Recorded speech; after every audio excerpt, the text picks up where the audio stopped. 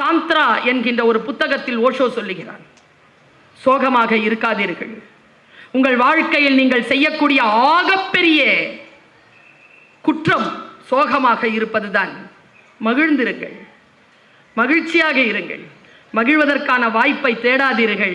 வாழ்க்கையின் உயிரோடு இருக்கக்கூடிய வினாடிகளே மகிழ்வதற்காகத்தான் தரப்பட்டிருக்கின்றன என்று எழுதுகிறார் ஓஷோ. நான் இப்படி யோசிக்கிறேன். சீசர்ங்கிற ஒருத்தனை எனக்கு ரொம்ப பிடிக்குங்க. அவனை ஜூலியட் சீசர்.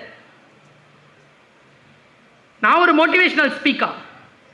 எதை பார்த்தாலும் அதில் ஏதாவது ஒரு மோட்டிவேஷன் இருக்கான்னு பார்ப்பேன். நான் மண்ணை கிளம்பி வெளியில் வருகிறது விதைன்னு சொன்னேன்ல, அந்த மாதிரி நான் அப்பன் தோண்டிய கிணறு என்பதற்காக உப்பு தண்ணீரை எல்லாம் குடிப்பதில்லை. நான் யோசிப்பது உண்டு. எது சரியோ அதை அந்த வழியில் போவது உண்டு. இறை நம்பிக்கை கொண்டவள் நான். இதை சொல்லுவதில் எனக்கு எந்த வருத்தமும் இல்லை. யோசித்து பார்த்தால் நாம் எந்த இடத்தில் நம்முடைய சிந்தனையை செலுத்துகிறோம் அந்த இடத்தில் ஒன்றும் இல்லைங்க. சாதாரணமான வறுமையான மாநகராட்சி பள்ளிக்கூடத்தில் கூட படிக்க வைப்பதற்கு சாப்பாடு கொடுத்து அனுப்ப கூட முடியாத வறுமையான குடும்பத்தில் பிறந்தவள் நான். ஒரு விஷயத்தை மட்டும் புரிஞ்சுக்கிட்டேங்க.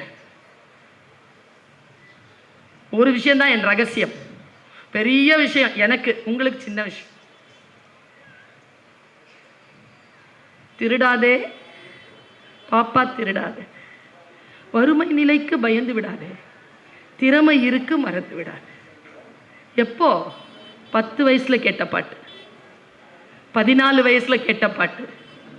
நீ உன்னை அறிந்தால் உலகத்தில் போராடலாம், உயர்ந்தாலும் தாழ்ந்தாலும் தலை வணங்காமல் நீ வாழலாம். சொற்கள் தான். எனக்கு சீசரை ஏன் பிடிக்கும் தெரியுமா? சீசர் பேச்சாளராக வர்றதுக்கு, பேச்சு பயிற்சி பண்றதுக்காக எத்தனையோ கிலோமீட்டர் தாண்டி கடல் பயணம் செய்கிறான். வரலாறு.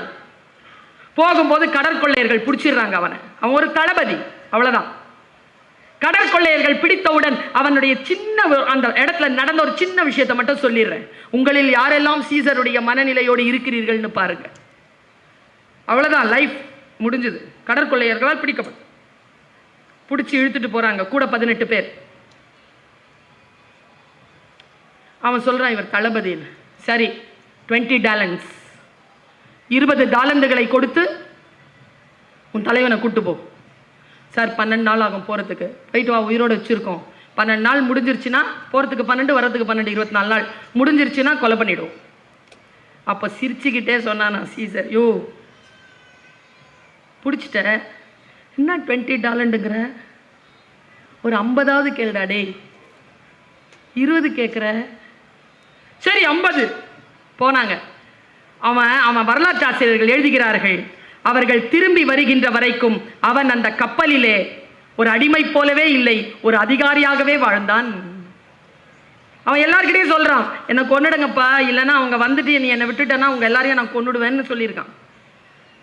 அவர்கள் வருகிறார்கள். 50 டாலண்டுகளை வாங்கி அவன் விடுதலை செய்யப்படுகிறான். பக்கத்தில் இருக்கக்கூடிய அந்த நகரத்திற்கு அவன் போய், அங்கே கடற்கொள்ளையர்கள் உங்கள் பகுதியில் இருக்கிறார்கள், நான் இந்த நாட்டின் தளபதி, எனக்கு கடற்படையை தாருங்கள், நான் அவர்களை வென்று வருகிறேன். போய் அந்த 32 பேரையும் பிடிச்சு அந்த ஊருக்கு கொண்டு வந்து 32 பேரையும் சிலுவையில் ஏற்றினான் என்று வரலாறு சொல்கிறது.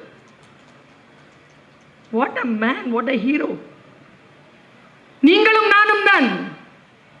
வாய்ப்பு கிடைக்கின்ற பொழுது அந்த பெரிய விஷயத்திற்கு ஆம் சொல்லுகிறோமா, சிறிய விஷயத்திற்கு சரி என்று சொல்லுகிறோமா என்பதில் தானே நம்முடைய வாழ்க்கை சிக்கிக் கொண்டிருக்கிறது. நான் ரொம்ப நுட்பமான ஒரு விஷயத்தை சொல்றேன். தலைமுறையை காப்போம். இன்றிலிருந்து முயற்சி. நீங்க என்ன நினைக்கிறீங்க, இந்த புத்தகங்கள் எல்லாம் நமக்கானவையா? இல்லை, நம் தலைமுறைக்கானவை. நான் எப்பொழுதும் சொல்லுகின்ற வார்த்தையை சொல்லுகிறேன், எந்த குழந்தையும் நம் பேச்சை கேட்டு வளர்வதே இல்லை, நம்மை பார்த்துதான் வளர்கிறார். ஒரு நுட்பமான பேருண்மையை சொல்லிவிட்டு போகட்டுமா? பெரிய விஷயம் நான் சொல்றது. உங்க பையனோ பொண்ணோ நீங்க எதோ சொன்னாலும் கேட்க மாட்டான். கேட்குறானா? கேட்குறாளா? கேட்கறது இல்லையா? சார் உங்க அப்பாவும் இப்படிதான் சார் தலையாட்டினார். ஆனா என்ன தெரியுமா சார், இந்த தலைமுறை தான் பெரியவர்கள் பேச்சை கேட்ட கடைசி தலைமுறை. இன்னும் சோகம் என்ன தெரியுமா, முதல் தலைமுறையில் எதுனா இப்போ இருக்கக்கூடிய ஃப்ரெஷ் ஜெனரேஷனுடைய பேச்சை கேட்க தொடங்கி இருக்கக்கூடிய ஃபர்ஸ்ட் ஜெனரேஷன் நம்ம தான். எங்கள் அம்மாலாம் என் பேச்சை கேட்கவே கேட்க மாட்டாங்க வசந்த் சார். பசிச்சு கிடந்தாலும் சாரி சொன்னாதான் சோறு. உயிரா மானமா, சரி பரவாயில்ல உயிரோடு இருக்கும்போது தான் மானத்தை பற்றி பேச முடியும்னு 3 வேளைக்கு அப்புறமா முடிவு பண்ணி போய் அம்மாட்ட சாரி சொல்லி சோறு வாங்கி சாப்பிட்ருக்கேன் நான். என் பையனை அப்படி செய்ய முடியலையே என்னால். ஏன்னா எங்கள் அம்மாவுக்கு எனக்கு ஒரு அண்ணன், ஒரு அக்கா, ஒரு தம்பி, ஒரு தங்கச்சி. எனக்கு ஒன்றே ஒன்று. சிக்கிக்கொண்டோமா? பெரிய விஷயத்த சொல்கிறேன். எங்கே இருக்கிறோமோ, தமிழ்நாடு அரசு சொல்லுதுங்க நிறைய குழந்தைகளை பெற்றுக்கொள்ளுங்கள்னு. இதே அரசாங்கம் தான் ஒரு 60 வருஷத்துக்கு முன்னால் முக்கோணம் போட்டு சோரெல்லாம் ஒட்டுச்சு. நாம் இருவர் நமக்கு இருவர், அப்புறமா வந்தாங்க நாம் இருவர் நமக்கு ஒருவர். பசங்க பார்த்தாங்க நாம் தான் இருவர், நமக்கு எதற்கு இன்னொருவர். இப்போ இருக்கிற ஜெனரேஷன் நாம் எதற்கு இருவர்? அவரவர் பாதையில் அவரவர், ஒருவரே பேருண்மை, ஒருவரே சிறப்பானதுன்னு உட்கார்ந்துருக்கான். நிறுவனம் கட்டமைப்பு குலைகிறதா? நான் சொல்றது பெரிய விஷயம். இப்போ சொல்றேன், நாம் காப்பாற்றாமல் யார் காப்பாற்றுவது இவர்களை? ஷேக்வேராவை கையை கட்டினான் ஒருவன்.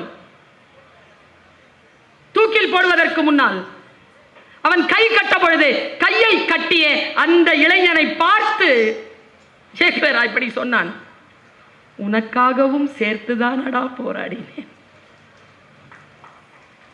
எந்த சமுதாயம் நமக்கு எதிராக இருக்கிறது என்று நினைக்கிறோமோ அந்த சமுதாயத்திற்காகத்தானே நாம் போராட வேண்டும். நினைச்சு பாருங்க, நான் இப்படி சொல்றேன், எனக்கு இன்னும் ஒரு 10 நிமிஷம் இருக்கு. நான் இந்த 10 நிமிஷத்துல இந்த 2-3 செய்திகளை ரொம்ப சீக்கிரமா சொல்லிட்டு நான் விடைபெறணும். ஏன்னா அடுத்தது சங்க பாடல்கள் ஒலிக்க இருக்கின்றன.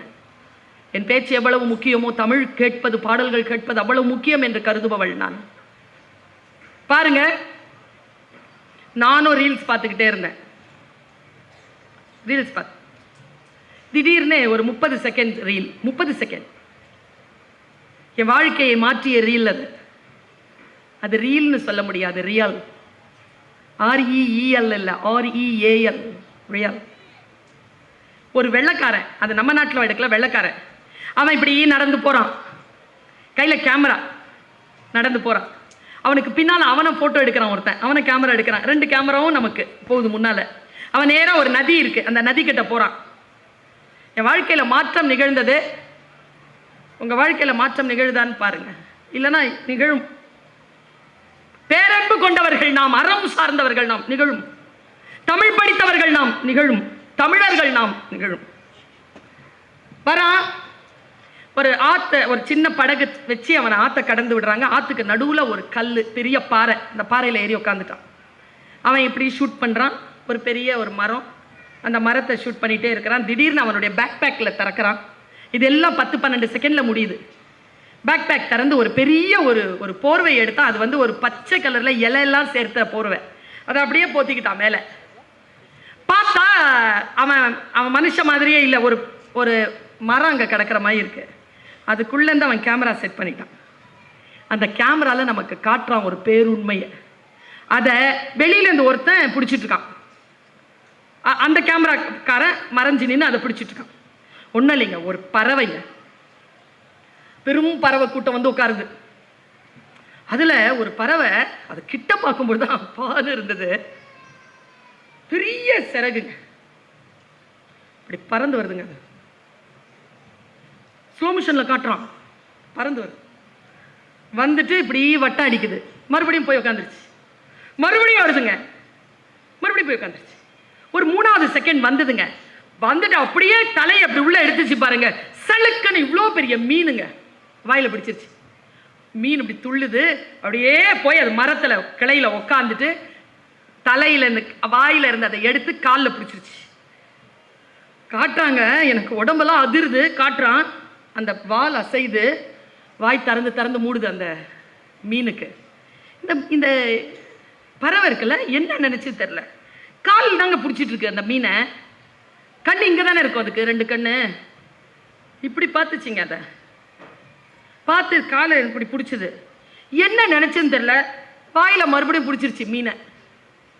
பிடிச்சிட்டு நேரா பறந்து வந்து தண்ணியில் போட்டுருச்சு.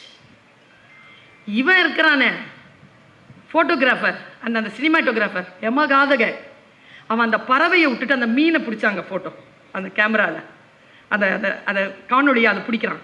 மீன் உள்ளே போயிடுச்சுங்க. நிறைய நேரம் ஆக்சிஜன் இல்லாதனால துடிச்சு போயிருக்கு.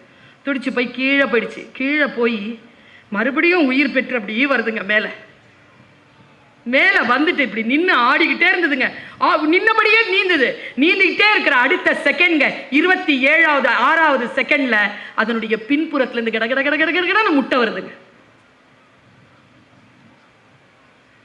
நமக்கு என்ன தெரியுமா சொன்னாவன், அந்த பறவையை போல் இரு, மீனை சாப்பிடு, முட்டைகளை சாப்பிட்டு விடாத, தலைமுறையை சாப்பிட்றாத, தலைமுறையை விட்டுட்டு போ.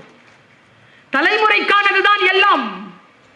எப்படி விட்டுட்டு போறது இந்த தலைமுறைக்கு ஒரு விஷயத்தை? இதோ இந்த புத்தகங்கள் எல்லாம் தலைமுறைக்கான புத்தகங்கள்.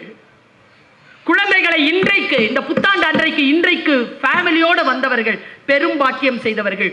கோவிலுக்கு போவதை போலவே சிறந்தது புத்தக திருவிழாவிற்கு நீங்கள் உங்களுடைய குடும்பத்தை அழைத்து வந்தது. பெரியவர்களை பார்ப்பதற்கு சமானம் தெரியுமா உங்களுக்கு? இங்கே இருக்கக்கூடிய புத்தகங்களை தரிசித்தது பெரியவர்களை சமாளிப்பது, பெரியவர்களை பார்ப்பது, அவர்களை தரிசிப்பது, அந்த வேலைகளை நீங்கள் செய்திருக்கிறீர்கள். இன்னும் அரை விஷயம் இருக்கிறது. 6:55 சரியாக 7 மணிக்கு முடிக்கிறேன். ஒரு அரை விஷயம்தான். நான் இந்த சகோதரி சொல்வதை வீட்டில் போய் கொஞ்சம் எழுதி பாருங்க. ஏன்னா சொற்கள் அவ்வளவு சீக்கிரமாக புரிவதில்லை. எண்ணங்களுக்கு பலம் உண்டு, ரொம்ப பலம் உண்டு. நீ எதை தேடிக்கொண்டிருக்கிறாயோ அது உன்னை தேடுகிறதுன்னு நான் அடிக்கடி சொல்வேன். ரூமி, மரணத்தை தேடுகிறீர்களா? வந்துடும். வாழ்க்கை தேடுகிற வரும். நீ எதை தேடுகிறாயோ அது உன்னை தேடுகிறது. நான் இதை போய் காலேஜில் சொன்னேன். 17-18 வயசு பசங்க ஒருத்தன் நின்று கத்துறான், நிஜமாவா மேடம்? நான் எதை தேடுகிறேனோ அது என்னை தேடுகிறதா? டேய், நான் சொல்ல வந்தது வேறடா. அவரவர்களுக்கு ஏற்றது போல் தானே புரிந்து கொள்வார். ரொம்ப முட்டியில் அடிப்படும் 12 வருஷமா பயந்துட்டு இருந்தேன். அடிபட்டுச்சே 12 வருஷத்துக்கு அப்புறமா. எதை நீ தேடுகிறாயோ அது உன்னை தேடும். நயாகராவை தொட்டு பார்க்கணும்னு நினைச்சுக்கிட்டே இருந்தேங்க. 10 வருஷம் தொட்டு பார்த்துட்டேனே. தீவிரத்தன்மை பெரிய விஷயம். நான் சொல்றது, எதை நினைத்தாலும் ஆசைப்படுவது வேறு, ஆசையில் தீவிரத்தன்மை வைப்பது வேறு. இங்க இருக்கிறவங்க எத்தனை பேருக்கு கார் ஓட்ட பிடிக்கும்? லக்ஸுரி கார், நல்ல 80ல் தனியா நல்ல மியூசிக் போட்டுட்டு வண்டி ஓட்டிட்டு போன எத்தனை பேருக்கு பிடிக்கும்? எத்தனை பேருக்கும் பிடிக்கும்ல. எங்க தெரியுமா மிஸ் பண்றோம்? பெரிய விஷயம் நான் சொல்றது, குட்டியா தான் தெரியும். யார் கார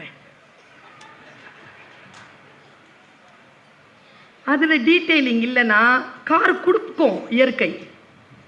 உங்களுக்கு பீச் ரோட்ல கண்டிப்பா தனியா மியூசிக் போட்டு ஓட்டிட்டு வர வாய்ப்பு கொடுக்கும். ஆனா அது உங்க காரா இருக்காது. ஏன்னா நீங்க அதை கேட்கல. எதை கேட்டாலும் டீட்டெயிலிங்கா கேளுங்க. அப்படி விழிப்புணர்வோடு இருங்க. விழிப்புணர்வோடு நாம் இருப்பதற்கு நமக்கு தடையாக இருப்பது எது என்பதை தேடுங்கள். நான் சொல்லுகின்ற இந்த விஷயத்தை நீங்கள் உங்களுடைய டைரிகளில் இன்றைக்கு எழுதி வைத்துங்கள். உன் காரணங்களால் நீ தோற்கடிக்கப்படுகின்ற பொழுது அந்த காரணங்களின் மீது மட்டும் உனக்கு சந்தேகம் வராதது ஏன்? உனக்காக உனக்காக உனக்காக அவனுக்காக அவளுக்காக இல்லை. எரியறத பிடுங்கனா கொதிக்கிறது அடங்கும். எதை இழுக்கிறது? உன்னிலிருந்து தொடங்கு. எப்படி என்னிலிருந்து தொடங்குவது? இதுதான் நான் கடந்த 3 மாதங்களாக என்னுடைய மனம் ஆறுகின்ற வரைக்கும் இதை நான் சொல்லிட்டு, முக்கியமா பெண்கள், இளைஞர்கள், பெரியவங்க இருக்கிறோம் இல்லையா, அவங்களுக்கான வாழ்க்கையில பெரிய சோகம் எது தெரியுமா? மனமுறிவு. மனமுறிவு போல் சோகம் வேறு கிடையாது. ஆனா நமக்கு தெரியறதே இல்லை நம் குழந்தைகள் எப்படி அனுபவிச்சுட்டு இருக்காங்கன்னு. அவங்களுக்கு நடக்கிற ஒவ்வொரு பிரேக்கப்பும் ஒரு மனமுறிவு தான். அவ்வளோ வலிச்சு கிடக்குதுங்க. நமக்கு யார் யாரோ ஹீரோ. எனக்கெல்லாம் வந்தியத்தேவன் தான். ஆனா அந்த படம் பார்த்ததுலேருந்து நான் கனவுலலாம் வருவாங்க 9th ஸ்டாண்டர்டில் ஏய் பேபி கம் அப்படின்னு பஞ்சக்கல்கள் எனக்கு குதிரையிலலாம் வந்து கூட்டு போவான்லாம் நினச்சேன். இப்போ படம் பார்த்துட்டோன்னு நினச்சேன். நல்ல வேளை வரல. எப்பா, என் மத்திய தேவன் வேறு, என் ஹீரோ வேறு, என் புத்தகம் வேறு. ஓஷோ கிட்ட கேட்டா 10 புத்தகங்களில் முதல் புத்தகம், அவர் ஒரேஷியஸ் ரீடர், அவர் 10 புத்தகங்களில் முதல் புத்தகமாக மிர்தாதின் புத்தகத்தை சொல்லுகிறார். என்னிடத்தில் கேட்டால் நான் வேறு சொல்லுவேன். ஒவ்வொருவருக்கும் ஒரு வாழ்க்கை, யாரை போலவும் யாரும் இல்லை. ஆனால் ஃபார்முலாவை மட்டும் தெரிஞ்சுக்கோங்க. பெரிதினும் பெரிது கேள், இன்னும் பல விஷயங்கள் இருக்கிறது. வாய்ப்பு கிடைக்காமலா போகும். உங்கள் காதுகளும் இந்த வாயும் சேர்ந்து ஒலிகளை பரிமாறிக்கொள்ளும் அந்த புனிதமான நேரம் இறைவனால், இயற்கையால், இத்தகைய நன்மையை செய்கின்றவர்களால் மீண்டும் வாய்க்கட்டும். புத்தாண்டு நல்வாழ்த்துக்கள். நன்றி, வணக்கம்.